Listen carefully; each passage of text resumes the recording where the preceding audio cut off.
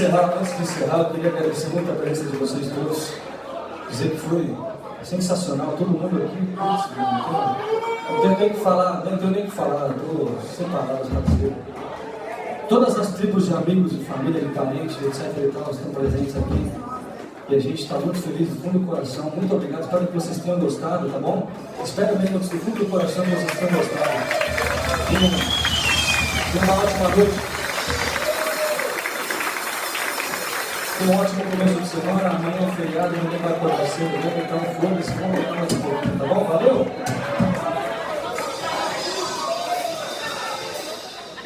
Vai, primo, chama na guitarra, primo, chama bonito na guitarra, vai.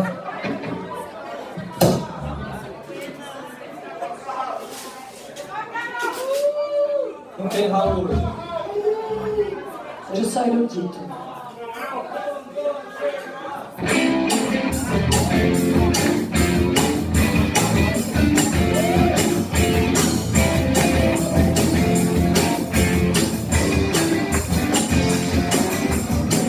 Peço o carro, papai, me peço o carro. Tô precisando dele pra levar minha garota ao cinema. Papai, não tenho problema. Não tenho tempo pra pagar no hotel. Não sou do tipo que frequenta do hotel. Você precisa entregar esse carro. Então me traz o carro, papai, me traz o carro.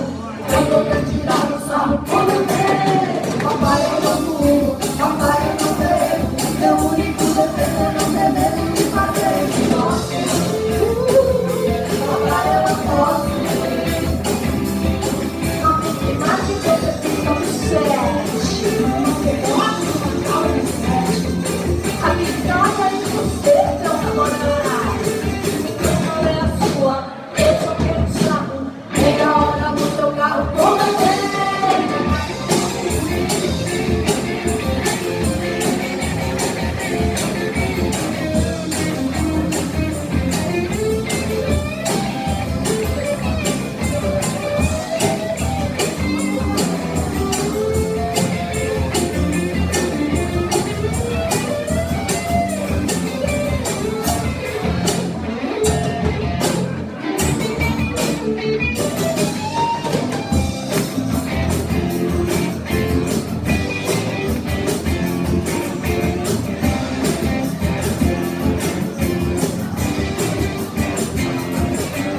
Papai, me peça o carro, papai, me peça o carro. Tô precisando dele pra levar minha garota ao cinema.